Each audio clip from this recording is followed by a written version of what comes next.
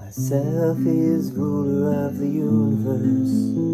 It is but your will in perfect union with my own, which can but offer glad assent to yours, that it may be extended to itself. Myself is ruler of the universe. It is but your will in perfect union with my own, which can but offer glad assent to yours, that it may be extended to itself. Myself is ruler of the universe.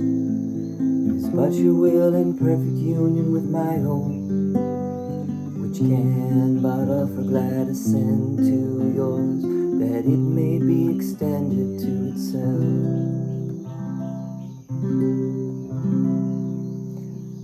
This is lesson 253 of the workbook of A Course in Miracles. Myself is ruler of the universe. We're going to read through 2 paragraphs and we'll talk about it. Paragraph 1. It is impossible that anything should come to me unbidden by myself. Even in this world, it is I who rule my destiny. What happens is what I desire. What does not occur is what I do not want to happen. This must I accept, for thus am I led past this world to my creations, children of my will, in heaven where my holy self abides with them and him who has created me. That's paragraph 1. Paragraph 2 is a prayer, and now most of these prayers, they're all in italics. Most of them are to God the Father, but you'll notice that this one is not necessarily to God the Father, and then we'll talk about what it all means in a moment, but here we are. Paragraph 2. You are the self whom you created, Son, creating like yourself and one with you. Myself, which rules the universe, is but your will in perfect union with my own, which can but offer glad assent to yours, that it may be extended to itself. This actually is a very interesting lesson, and it's a little bit challenging to understand if you don't know the rest of the course, if you haven't been really engaged also with the text, not just the workbook, but the text as well. It's hard to understand what is being said. So we're going to try to unpack it a little bit. Myself is ruler of the universe. Now, this is a little interesting phrasing, because you would think it would say God is ruler of the universe, right? My Father is ruler of the universe.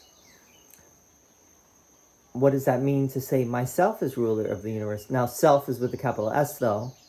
So then we have to understand what is self with a capital S. And if you're new to the course, this might be confusing. If you have been doing this for a while, you recognize that these terms, there's a lot of terms that are kind of interchangeable. But let's read it again. Here we go. Paragraph 1.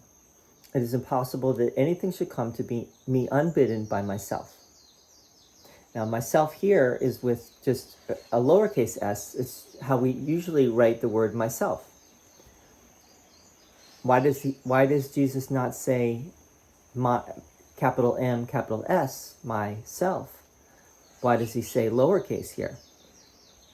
Now that might have been because there was an editorial decision to put it that way, and maybe first of all, let's keep in mind that the capitalizations, Jesus communicated this course to Helen, but it was without all of the capitalizations, right? There weren't capitalizations, and that came a little bit later.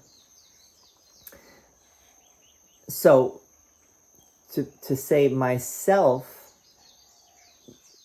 capital M, capital S, 2 separate words, myself, might have been an editorial decision. but it definitely makes more sense to say myself is the ruler of the universe than myself, right? Is the ruler of the universe. That doesn't even really work grammatically to say myself is right. We don't talk that way. No one talks that way. You would say me, myself. I am the ruler of the universe, right?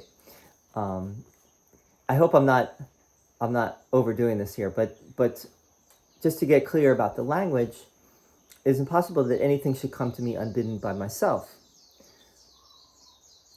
Now, even though it's lowercase here, I really think it's still my, capital M, capital S, right? Even in this world, it is I who rule my destiny.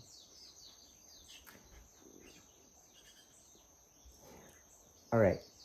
Now, all right. Well, this might help to explain why they chose.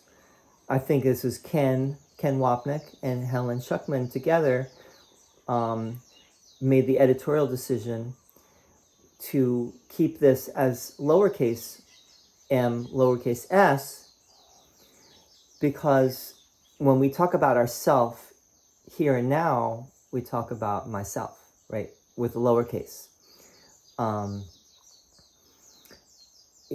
So, and what Jesus is saying is that even in this world, whatever I choose, whatever happens to me is happening to me because I choose it, or I do not choose. Things don't happen to me because I'm not choosing it. Things do happen because I am choosing it. I am the ruler of my destiny. It's a very important point, that Jesus has been making throughout the course, that we really need to keep reminding ourselves and keep remembering, which is that, and Jesus is doing it for us, right? This whole course is drilling this home, which is everything is happening because whatever we experience is happening because we're choosing our experience. And that's a very difficult pill to swallow, because it seems like things happen to us without us asking for them. And so that's where this gets difficult, right? Because you might say, well, I didn't choose that. I don't remember choosing that. The classic one is, I didn't ask to be born. Did I choose to be born? I just showed up here one day, came out of my mother's womb. I didn't ask for that. Did I ask for that? Did I choose?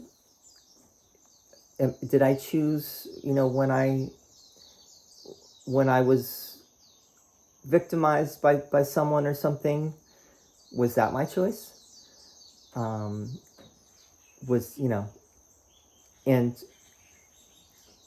if I seem to be doing better than my neighbor, did I choose that? Is that because I've chosen to have better luck, or better fortune, or better living conditions? What happens is what I desire.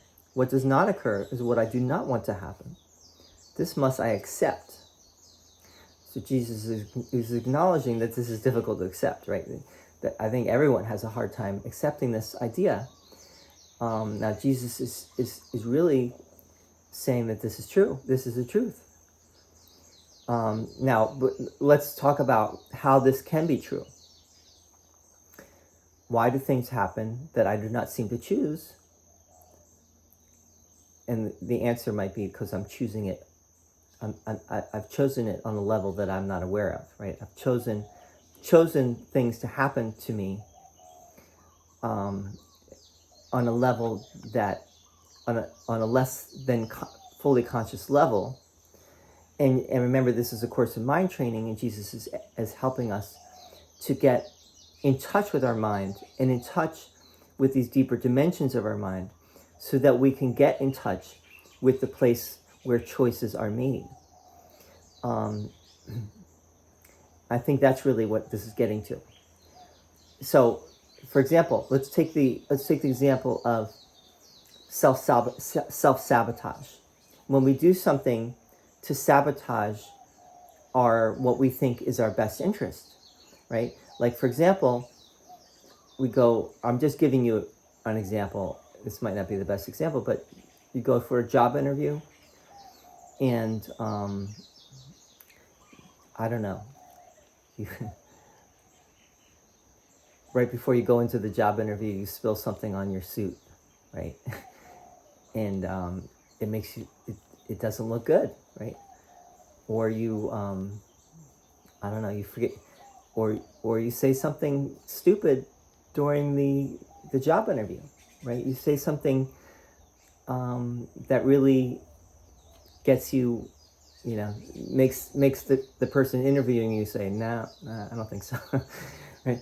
And then later you say, oh my God, why did I say that? Now, it's partly because I think it's because we're not fully in touch with these deeper dimensions of ourself, and this, life is a journey in which we grow into hopefully the best version of ourselves. I think as when we're young, and I know this from my own experience, you probably do as well. We make a lot of mistakes, right? We do a lot of stupid things. Hopefully, as we get older and wiser, we do fewer and fewer foolish things. Partly because we are getting in touch with our mind. We're getting in touch with ourselves. We're getting in touch with what is good for us, what is not good for us. Things that we might have gone along with when we were younger, we choose not to, because we know that that's probably not going to be a good idea for us. Anyway, this is what this is saying is even deeper than what I'm expressing right now, I think. But let's go back to the beginning. It is impossible that anything should come to me unbidden by myself. Even in this world, it is I who rule my destiny. What happens is what I desire. What does not occur is what I do not want to happen. This must I accept. For thus am I led past this world to my creations, children of my will, in heaven where my holy self abides with them in him who has created me. So the basic idea that Jesus has been getting across since the beginning is that I did not create myself. God created me.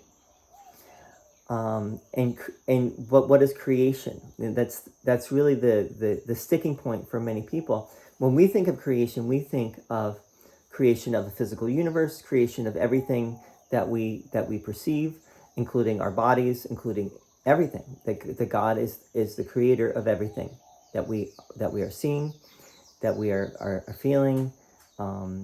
Everything that happens somehow is God is behind it. Now that's one idea of creation. That's a more dualistic idea. That's a more biblical idea.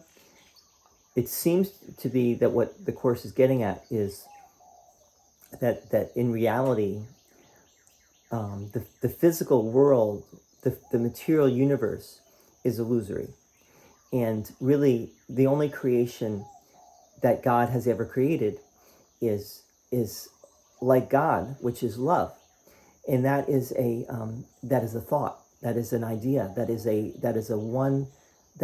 a reality which only has one thought, one basic idea, which is love. And just as God has creations, so do I in this realm of heaven. Now, what does that mean? I don't know if anyone really fully understands what that means. I think, if anything, what it means is, just as God creates from love and creates love, we create love as well. That is our creations. We can only create love. Does that mean that we create other beings? Who knows? Who knows what it means? I wouldn't pretend to say, because I don't know, but I am saying what I think really is being gotten at here is that God is love. God can only create love, what God is, which is love, and that is all that God really knows. If we are God's creations, then we are love. That is our reality. If we create anything, it can only be love as well, in reality. Now, and Jesus makes a distinction between creation and making, right, or doing. The ego makes and the ego does. So the tiny mad idea of separation is basically an illusory thought that spun out and had ramifications and had a whole system or a whole world that came from it. Totally illusory, according to the Course, but it seems to have reality for us who have accepted that idea, right?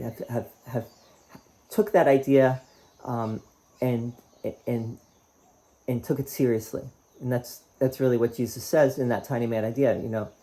Into eternity where all is one, there crept a tiny mad idea at which the Son of God, which is all of us, remembered not to laugh. That we did not laugh at this tiny mad idea, and thus the physical universe was made from that.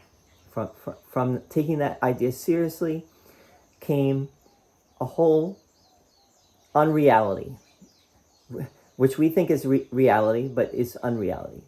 Is illusion, is a dream. Okay, so what does not occur is what I do not want to happen. This must I accept. What happens is what I desire. What does not occur is what I do not want to happen. This must I accept, for thus am I led past this world to my creation. So the world, this physical universe dissolves, and I find myself back in heaven, where my creations, children of my will, wait for me. Okay, well, let's read the rest. In heaven, where my holy self abides with them in him who has created me. And the next paragraph is actually going to explain even more, but I am led past this world to my creations. Again, my creations can only be of love in heaven, because heaven is love. And don't get caught up in the words, heaven, God, love, not the real world, but reality, ultimate reality. It's all the same thing, really, for the Course. These terms are all basically synonymous.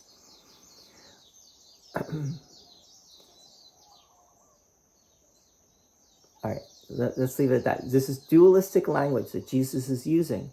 There seem to be separate things, but I think he's bringing us to, if you go beyond the words and go beyond the concepts, he's bringing us to a oneness, right? That there really is only one reality. Even though he speaks of creations, why does he do that? I think that's really the sticking point, and that's where the debate kind of comes in the world of A Course in Miracles. There are debates about these things. Why does Jesus talk about our creations if there aren't really creations that we create?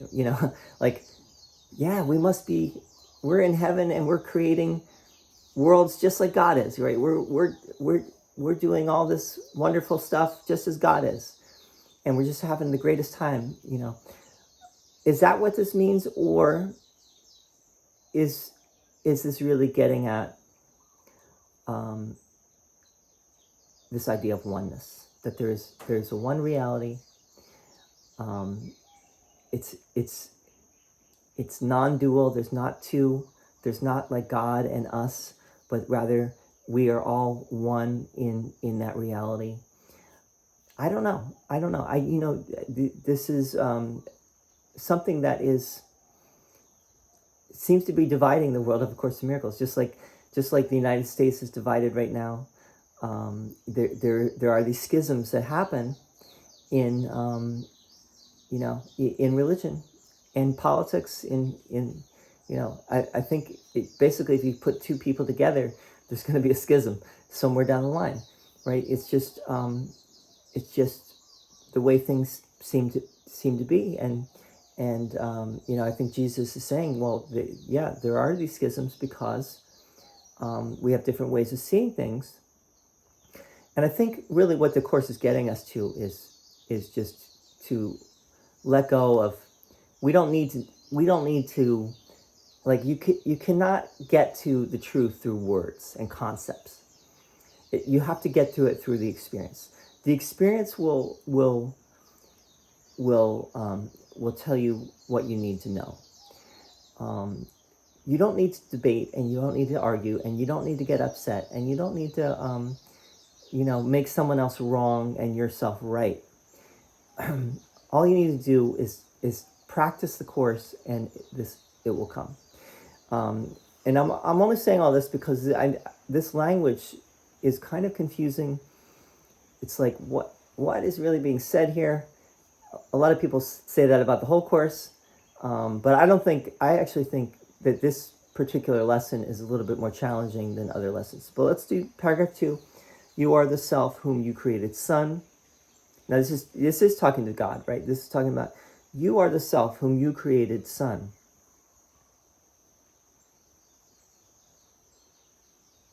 Creating like yourself and one with you. Okay, this is maybe the most important line as far as what I was just saying, right? You are the self. Now remember that all of these paragraphs in italics are prayers to God the Father. Every single prayer, every single one, every single lesson has been Father. Father, Father, Father, right? Father is in almost every one or every one of these. God the Father, God the Father, God the Father, God the... So who is being addressed here? It's God the Father. You are the self whom you created, Son, creating like yourself and one with you. What does that mean? You are the self whom you created, Son. Talking to God the Father. You are the self whom you created, Son. God is the self that God created, Son. Think about that. I mean, it's mind-blowing when you think, right? Because it is getting at this, it seems to be getting at this idea of non-duality, right? You are the self whom you created, Son. So in other words, God, self, and Son are one, right? Creating like yourself and one with you. God, self, and Son are all one. But let's read on because I think he throws a monkey wrench into this. Myself, and this again, now this is back to my, capital M, capital S, self, which rules the universe, is but your will in perfect union with my own, which can but offer glad assent to yours, that it may be extended to itself.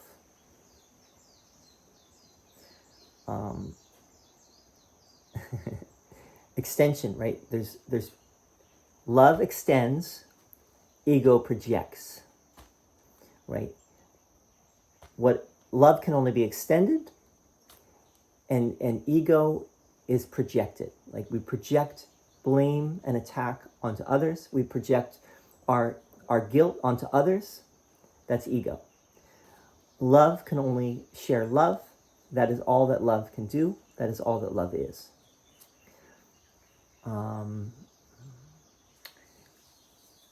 So I think that's really what this is getting at. Forget about the idea of that we have all these different creations. There's all these different creations, whatever that means. Love is the only creation, and love is the only creator. And this is something that we cannot fathom with our mind right now. But this is getting at a wholeness and a unity, a oneness that is beyond our conception. It seems to be saying, the second paragraph seems to be saying, God, you are the self that created. You created. You are the self whom you created, Son, right? So in a sense, God is the Son. Right? Because God is the self that created Son. It does not say you are the self whom you created. You are the self who created a son. Right? A son for yourself. No, it says whom you created son. You are the self whom you created son, creating like yourself and one with you. It almost is a tautology in philosophy. There's this term tautology. It's like, this is completely self-referential. This whole sentence is like, God, Father, you are the self, you created Son, and the Son is like you. Myself, which rules the universe, is but your will in perfect union with my own, which can but offer glad assent to yours, that it may be extended to itself. This is just a reminder that I am that one self.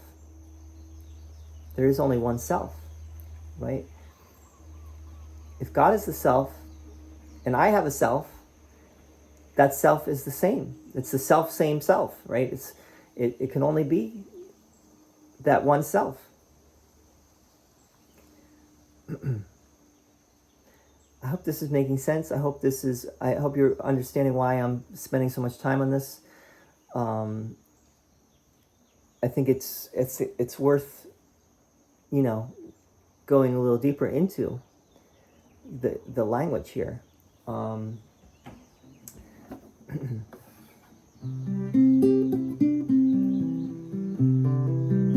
not sure if I remember the song, but we'll try it anyway.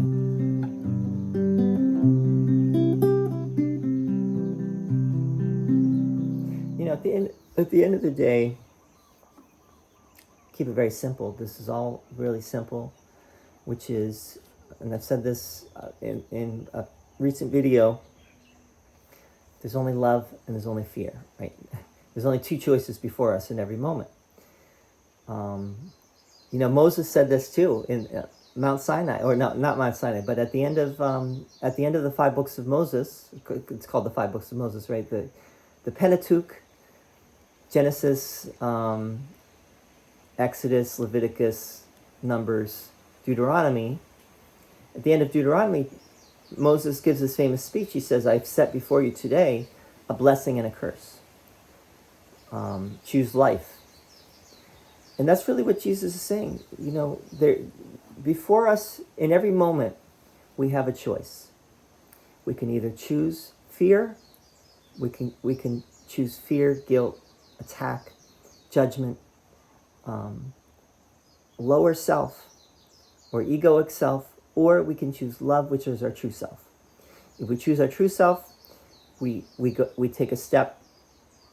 We reinforce, and we not reinforce because we're already that. That helps us to let go of what we are not. We get closer to our goal. If we choose fear, we take a step back. We get further away. We're reinforcing what we are not, and we are stepping into the darkness. It's that simple, and the language is amazing and can be very useful as well. I think this whole idea of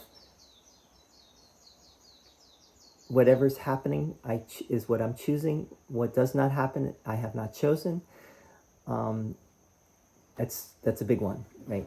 So I'm not trying to simplify this too much because I think we have to really engage with what this is saying. But anyway, self is ruler of the universe, is but your will in perfect union with my own, which can but offer glad assent to yours, that it may be extended to itself. Myself is ruler of the universe, is but your will in perfect union with my own, which can but offer glad assent to yours, that it may be extended to itself. itself.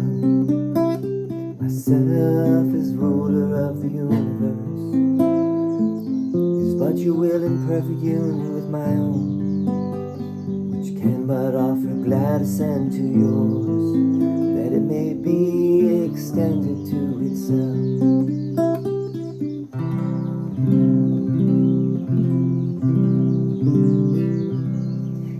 And thank you for being part of this extension of love. When we listen, when we take this in, when we share together, we remember that we are one, and we remember that we all really want the same thing deep down. Some are in touch with that. Some are just not in touch with it yet, but will be in touch with it. Everyone will be in touch with what they really are, which is love. And there's no doubt about that. We do not have to worry about that. And we do not have to worry about anyone's journey, because everyone will find love at last, just as we are in the process of finding love again, which is really our true nature. And hallelujah, right? We don't need to worry about anyone, because we're all going home, and all we need to be is focused on our own journey, and letting go of the blocks to the awareness of love's presence. And have a beautiful day. Godspeed on that journey, and namaste. See you soon.